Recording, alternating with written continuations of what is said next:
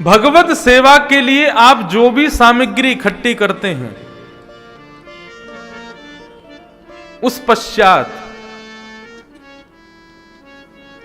हृदय में श्री हरि का स्मरण होते रहना चाहिए, ठाकुर जी का नाम गुणानुवाद चलते रहना चाहिए। ठाकुर जी के लिए माला लेने जा रहे हैं तो भी भगवत स्मरण हो, भोग सिद्ध कर रहे हैं तो भी भगवत स्मरण हो, ठाकुर जी के लिए थाली लगा रहे हैं तो भी भगवत स्मरण हो।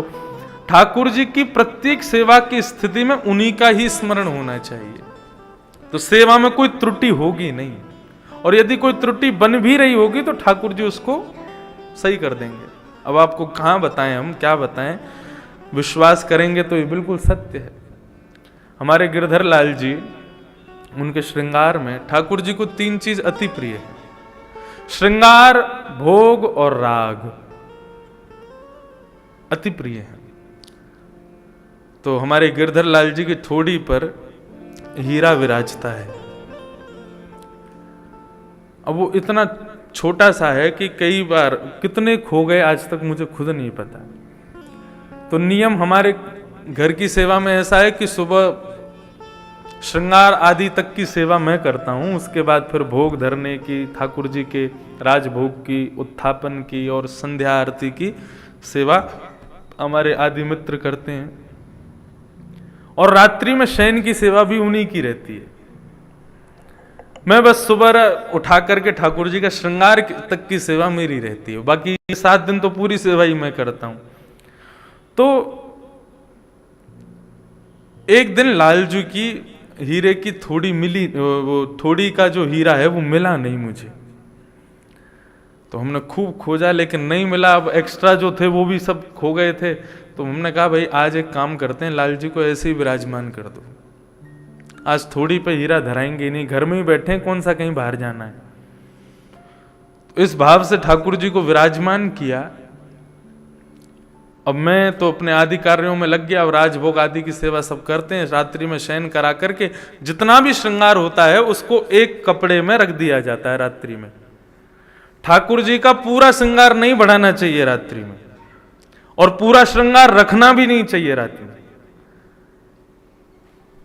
थोड़ी का हीरा, माथे का तिलक, हाथ के कड़ूला और कानों में कुंडल, बस, और 2 माला गले पर, इससे ज्यादा श्रृंगार नहीं। वो भी किस लिए रखा जाता है?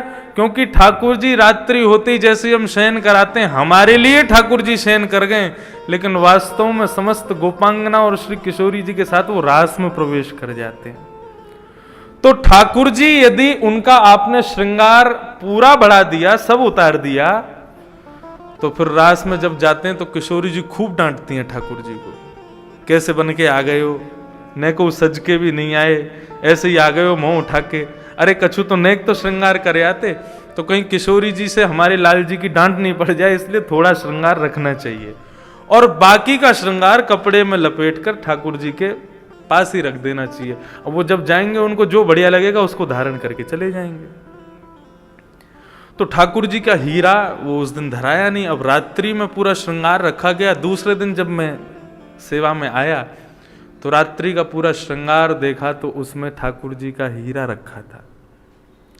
हमने उस बालक को बुलाया, मैंने कि रात्रि में तुमने शयन कराया था? मैंने बोला हाँ। मैंने कहा ये हीरा कहाँ मिला? बोले लाल जी की थोड़ी पर रखा था।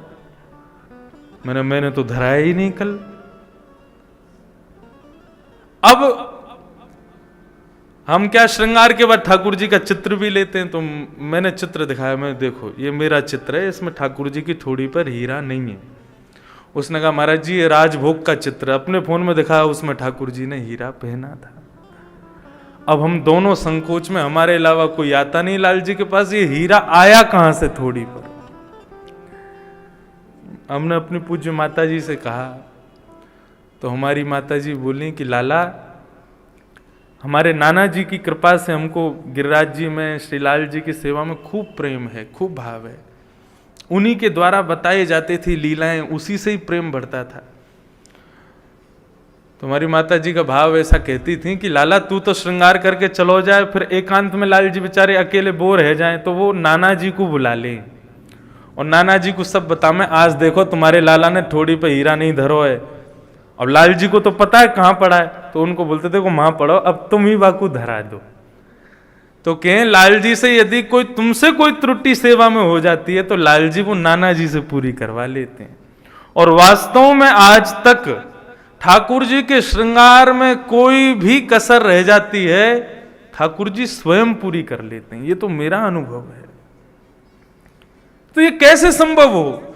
ठाकुर जी की सेवा की पूरी प्रणाली में सर्वश्रेष्ठ क्या है? श्रृंगार कितना सुंदर आप कर रहे हैं वो जरूरी नहीं है, श्रृंगार करते समय हृदय के भाव क्या चल रहे हैं वो बहुत जरूरी है।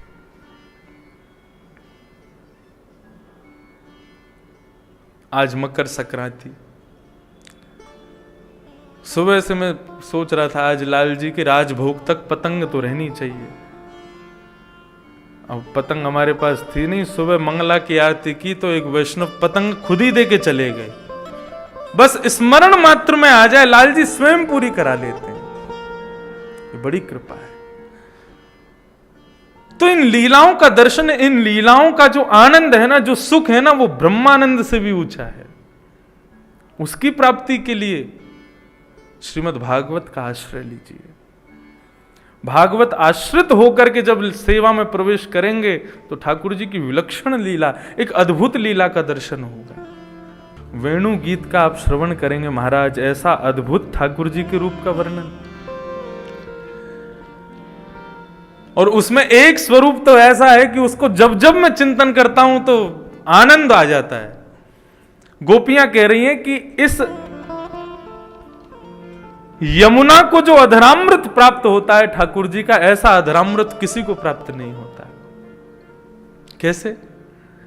लाल जी गैया चराने जाते हैं और गैया चराते चराते छोटे छोटे बछड़ा बछिया जो लाल जी के छोटे छोटे संग में रहे, वो जाकर के यमुना जी को देखते ही यमुना जी के मुख में, गैया पानी कैसे पीती है, तो यमुना जी में मुख लगा करके और अपनी जीभ निकाल के, ऐसे जीभ नहीं निकालती गैया, उसी में मुख लगा के और होठों से फिर ऐसे पानी पीती है।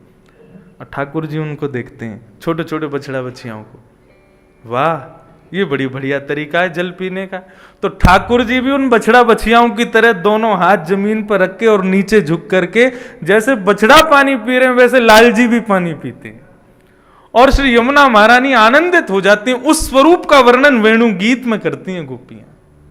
अद्भुत है वेणु गीत, समस्त गीत भागवत के अद्भुत है। कभी अवसर मिलेगा तो, अभी तो पहली बार मैंने सप्त गीत कहे थे, लेकिन खूब लोगों की जिज्ञासा और मेरे मन का अति भाव है कि इसी वर्ष में जल्दी समय मिले तो मैं पुनः सप्त गीत कहूंगा और विस्तार से कहूंगा।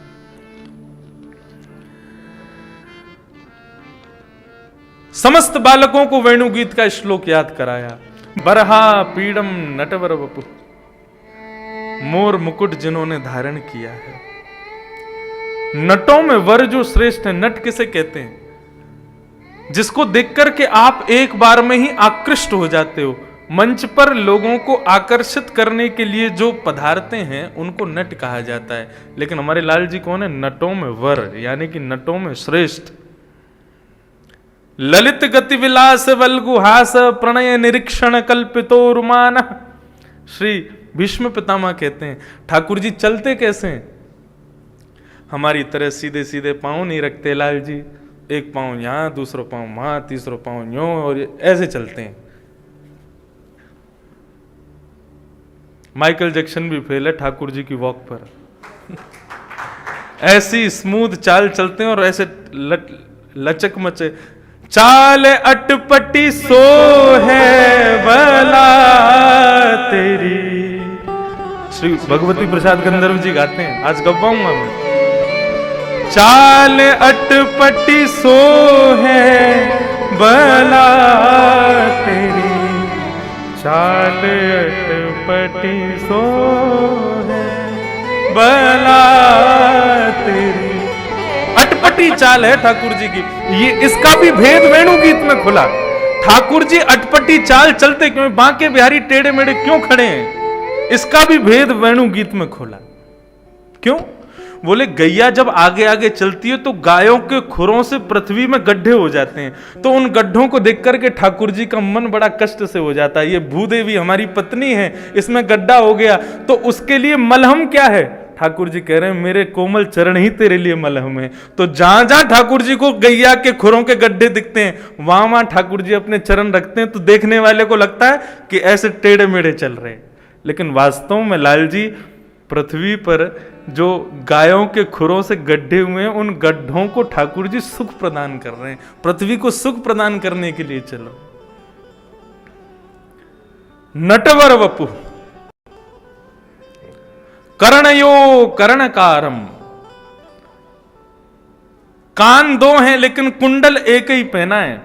और वो कुंडल भी कैसे, लाल जी को कभी कभी हम धराते हैं तो एक फूल केवल कान के ऊपर, यहां ये है कर्णयो कर्णकारम। और ठाकुर जी क्या करते हैं, अब ये भी एक नियम है, श्रृंगार आरती में वो फूल यहां होगा लेकिन राजभोग आरती में वो फूल यहां आएगा। क्यों? ये भी भाव पूज्य नाना जी बताते थे। बोले लाल जी क्या करते हैं, वन में जाकर के एक फूल को अपने कान में लगा लें, सो मधुमंगल श्रीदामा सब ठाकुर जी के हाथ पकड़ के चलते हैं, एक तरफ मधुमंगल दूसरी तरफ श्रीदामा। जब मधुमंगल वाली तरफ ठाकुर जी माला लगाते हैं, फूल लगाते हैं, तो श्रीदामा के लाला बापे बढ़िया ना लग रहा, या तरफ लगा। सो ठाकुर जी यहां से निकाल के यहां लगा लें। बोले अब ठीक है? बोले हाँ अब बढ़िया लग रहा है। मधुमंगल के बहुत ही बुरा लग रहा हो, यहीं लगा ले वापस। तो ठाकुर जी यहां से यहां लगा लें। बोले तुम दोनों मुंह को ऐसे ही परेशान करते रहो। बोले लाला तू ऐसी व्यस्त रहे, हमारी बातन को मान तो रहे, हमें सुख मिले। तो कर्णयो कर्णकारम, दो कान हैं, कुंडल एक है। और नाना जी तो यूं कहते हैं ऐसे निकाल के नहीं, ठाकुर जी उछाल उछाल के फूलों को लगाते हैं दोनों कानों में। बड़ा सुंदर भाव। कर्णयो कर्णकारम, विभ्रदवासः कनक कपिसम, क्या पहने हैं? बोले पीली बगलबंदी पहनी है, पीली पीतांबरी पहनी है ठाकुर जी ने। हमारे नाना जी के भाव इतने मधुर हुआ करते थे, ब्रज साहित्य के अद्भुत विद्वान थे। वे कहते लाला जब यशोदा मैया लाला को पीतांबरी पहनाती, पीले वस्त्र पहनाती, और वह पीतांबरी को पहन करके नंद नंदन श्याम सुंदर जैसे ही नंद भवन से निकलते तो कहा होता, बोले सूरज अपने आप के आगे बादलन को लिया, तो बोले अब एक सूर्य पृथ्वी पर आगे हो, मेरी आवश्यकता ना है। ठाकुर जी चमक रहे हैं। विभ्रदवासः कनक कपिसम वैजयंतीम चमाला, वैजयंती माला पहनते हैं। ठाकुर जी की माला कैसी होती है? हम लोग माला पहनते हैं पेट तक, लेकिन आप श्री जी बाबा के दर्शन कभी श्रीनाथ जी के करो, कभी राधा रमन लाल के दर्शन करो, बिहारी जी के दर्शन करो, पूरे अंग पर माला पहनते हैं। मतलब माला का एक छोड़ चरणों से छुभना चाहिए ठाकुर जी के। उसका भाव क्या है ये भी वेणु गीत में बताया कि ठाकुर जी जब चलते हैं तो इतने कोमल चरण हैं ठाकुर जी के, अब वो मानेंगे हैं नहीं, जहां जहां खुरों के गड्ढे वहां वहां चरण रखेंगे। तो मालाओं ने क्या विचार किया, वे पूरे अंग पर आती हैं। जब ठाकुर जी चलते हैं और ठाकुर जी के पैरों की ठोकर उन माला पर लगती है तो उसके पुष्प उछल करके आगे की जगह पर जाकर के उसको कोमल बना देते हैं, ताकि ठाकुर जी के चरणों को श्रम ना हो। इसलिए पूरे अंग पर माला पहनते हैं। वैजयंतीम चमालां किरंध्रान वेणु अधर सुधया पूरयन गोप वृंदई। ये वेणु कौन है पता है आपको? कल्याण अंक में मैंने पढ़ा था। ये वेणु कौन है?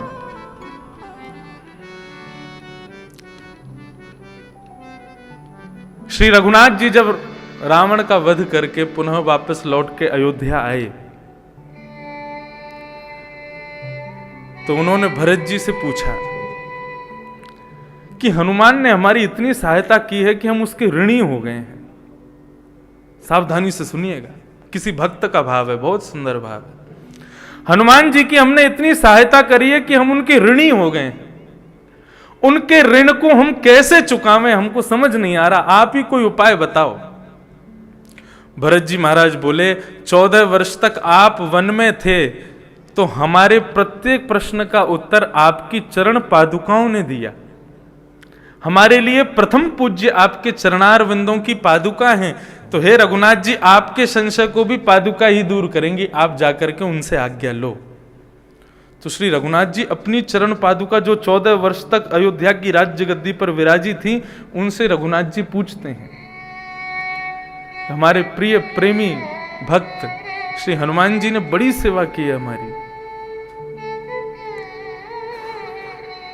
उनके ऋण से हम कैसे उऋण हों, हमें बताओ। क्योंकि वैसे कुछ करूंगा तो हनुमान कुछ करने नहीं देंगे मुझे। मैं चाहता हूं कि मैं अज्ञात रूप से ही कुछ कर दूं और मेरे ऋण जो मेरे ऊपर उनके प्रेम का चढ़ा है वो पूर्ण हो जाए। तब चरण पादुकाओं ने प्रत्युत्तर दिया, महाराज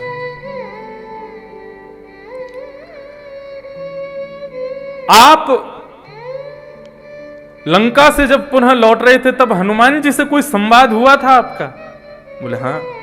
बोले क्या संवाद हुआ था? बोले हनुमान जी महाराज मुझसे निवेदन कर रहे थे कि दंडकारण्य वन के संतों को आप दर्शन देने चलो। तो बोले आपने क्या कहा? बोले मैंने कहा कि भाई 14 वर्ष पूर्ण हो गए, यदि अब दंडकारण्य वन जाएंगे, वहां हजारों संतों से मिलने में समय व्यतीत करेंगे तो भरत जी वहां प्राण त्याग देंगे, इसलिए हम उन संतों से मिलकर के नहीं आए। तो पादुका कहती हैं, बोले श्री हनुमान जी ने उनको वचन दिया है उन सब संतों को कि वे आपको उनके मध्य लेके जाएंगे। हनुमान जी तभी से चिंता में है कि उन संतों को मैं क्या कहूं जिनको मैं वचन दे के आया हूं। रघुनाथ जी बोले तो फिर अब क्या होगा? बोले प्रभु अब वही सब संत अपनी तपस्या के बल से ब्रजमंडल की गोपांगनाएं बन के प्रकट होंगे। आप उसी ब्रजमंडल में श्री कृष्ण के रूप में प्रकट होंगे और उन संतों को दिए वचनों को पूर्ण करने के लिए आपकी वेणु के रूप में श्री हनुमान जी प्रकट होंगे। और जब आप अपने अधरों पर हनुमान जी को लिटा करके जब अपने हृदय के भाव से, अपने कोमल उंगलियों से जब अपने प्राणों को पिरोगे, तब हनुमान जी स्वर के माध्यम से शब्द लेकर के जाएंगे और प्रत्येक घर की गोपांगना को आपकी रास लीला की भूमिका में लाएंगे। ये लीला पूरी होगी।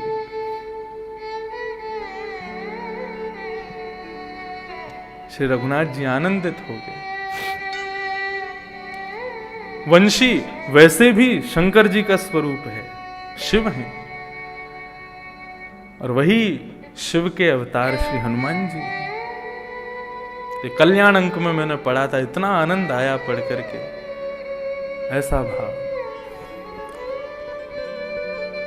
किरंध्रान वेणुमधर सुधया, ठाकुर जी ने हनुमान जी को इसी कलिकाल में वेणु बनाकर के ऋण से उऋण करने के लिए मानो अपनी कोमल उंगलियों से उनके चरणों को दबा रहे हैं, अपने होठ रूपी तकिए पर मानो उनको सुला रहे हैं, अपने अधरामृत रूपी सुख से मानो उनको आनंदित कर रहे हैं, अपने नाक पर लगे हुए एक मोती से मानो हनुमान जी के ऊपर छत्र लेकर के खड़े हैं, अपने आंखों के पलकों से मानो हनुमान जी को हवा कर रहे हैं। इस प्रकार 11 वर्ष 56 दिन तक ठाकुर जी ने वेणु बजा करके हनुमान जी के ऋण से खुद को उऋण किया। रंध्रान वेणु वधर सुधया पूरयन गोप वृंदई वृंदारण्यम स्वपद रमणम प्राविशद गीत कीर्ति। अब ये जो मैं श्लोक बोल रहा हूं, इसका भाव निर्गुण निराकार ब्रह्म का स्मरण कर रहे श्री सुखदेव जी महाराज के कर्ण रंध्रों में जैसे ये श्लोक पहुंचा है, मोर मुकुट धारण किए तिरछी चाल चल रहे ठाकुर जी वेणु का नाद कर रहे, सुंदर अलकावलियों को फैलाए हुए ऐसे ठाकुर जी जब उन सुखदेव जी के हृदय में प्रकट हुए, व्याकुल हो गए सुखदेव जी। ये स्वर कहां से आ रहा है? कौन गा रहा है इस सुंदर श्लोक को? दौड़ करके उन बालकों के पास गए और जाकर के प्रणाम करके बोले, ये इतने सुंदर श्लोक में किसका वर्णन कर रहे हो आप? ये कौन है इतना सुंदर जिसने मेरा चित्त हरण कर लिया है? तब उन समस्त बालकों ने कहा, ये नंद नंदन श्री कृष्ण हैं। बोले इनके बारे में और कुछ बताओ ना मुझे। तब उन बालकों ने कहा, अहो अहोबकीयं स्तनकालकूटं जिघांसयापा ययदप्यसाध्वी लेभे गतिं तृचितां ततोऽन्यं कम्बा दयालुं शरणं व्रजेम।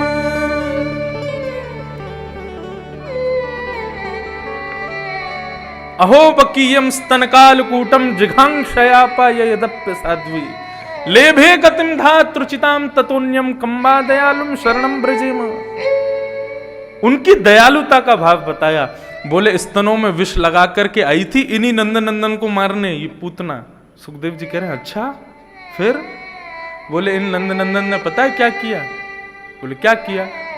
बोले उसके प्राण हरण करके उसके प्राणों को ठाकुर जी ने यशोदा की पदवी पर पहुंचा दिया। जो उनकी माता यशोदा को पदवी मिलने वाली है वो उन्होंने पूतना को दे दी। कम्बा दयालुम शरणम ब्रजेम, इनसे ज्यादा दयालु और कौन हो सकता है?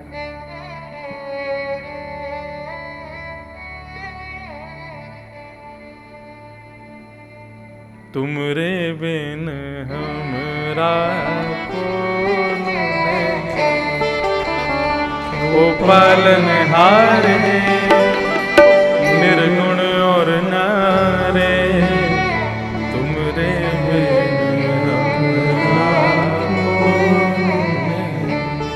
कितने दयालु हैं ठाकुर जी। एक प्रसंग आता है, अयोध्या से रघुनाथ जी जब अपनी लीला पूरी करके जा रहे थे, आज रघुनाथ जी का बड़ा स्मरण हो रहा है। हमारे नाना जी इसमें भी एक भाव कहते थे, बोले लाला यदि बिना प्रसंग के किसी देव का, किसी देवता का या किसी भी महापुरुष का स्मरण कथा में स्वतः हो जाए तो यही भाव मानना चाहिए कि वे अज्ञात रूप से उस उत्सव में पधारे हैं। तो आज तो भैया 33 करोड़ देवता विराज रहे हैं इसी हॉल में, हमारे लाला को आशीष देवे आए हैं, बधाई देवे आए हैं।